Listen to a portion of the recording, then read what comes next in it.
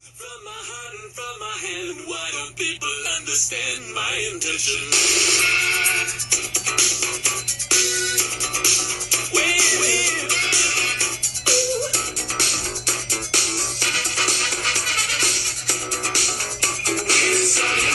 Hey, good morning, young scientists. Welcome to a special edition, a special Halloween edition of Weird Science Wednesday.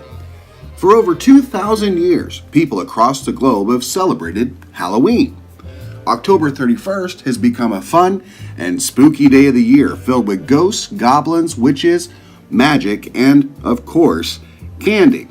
Halloween's one of my favorite holidays. I love dressing up as my favorite television character in the search for the best neighborhood candy. I grew up on spooky television shows and movies that inspired me to love the holiday, magic, and all things spooky-ooky. As I learned more about science, I began to understand magic even better.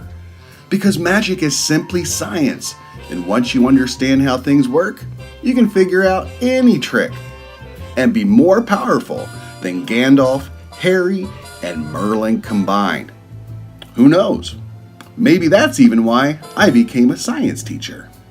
Light as a feather, stiff as a board.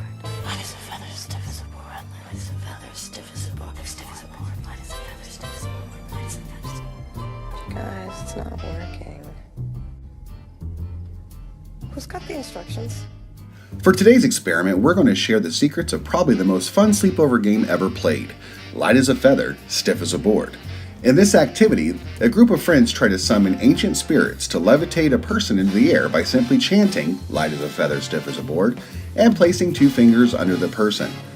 To start, ask your friends to try and lift the person in the center using only 2 fingers. Of course, they can't, or at least not easily. Then, using a series of special magical hand gestures, do it again and together at once. Repeating light as a feather, stiff as a board, the person will magically levitate. What's the science? Well, it's all about timing and distribution of weight. When you try to lift the person individually, each person has to carry the full weight by themselves, and it's very difficult. But when you time it just right and everyone lifts equally at the same time, each person is only responsible for 1/4 of the person's weight instead of the full amount. If you've ever helped carrying grocery sacks from the car, you know your fingers are pretty strong and able to easily carry 30 pounds. As for the hand gestures and chanting, well, that's simply drama, and it adds to the spooky effect. It's just a bunch of hocus pocus.